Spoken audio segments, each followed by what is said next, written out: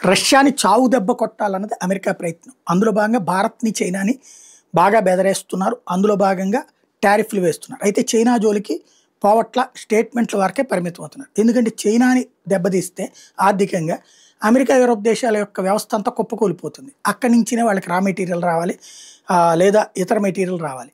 కాబట్టి ప్రొడక్షన్ అంతా అమెరికా తినే వాడే పరికరాలు అన్నీ కూడా చైనా నుండి తయారొస్తాయి. కాబట్టి చైనాది కాకుండా మనల్ని మాత్రం వేధిస్తున్నారు.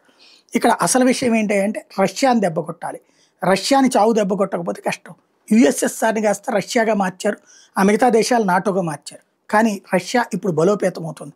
అంటార్కిటికా ఖండంలో, ఆర్కిటిక్ ఖండంలో అద్భుతమైనటువంటి సహజ వనరులు దాని చేతిలో ఉన్నాయి.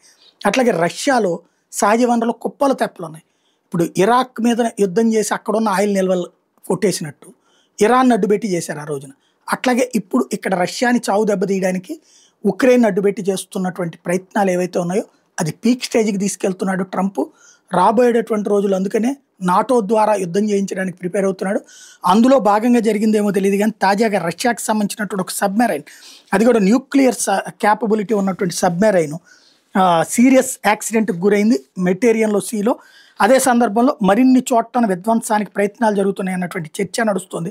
రష్యా మీద భారీ దాడులకి ఇది లాంగ్ రేంజ్ మిస్సైల్స్ని జర్మనీ చేత, జపాన్ చేత, ఇట్లా యూరప్ దేశాల చేత ఇప్పించి తద్వారా రష్యాని బాగా దెబ్బతీసేటటువంటి ప్రయత్నం చేస్తున్నారు. దాంతోపాటుగా రష్యాలో ఉన్న సైన్యంతో కూడా అమెరికా సైన్యం చర్చలు జరుపుతోంది తెర వెనకాల.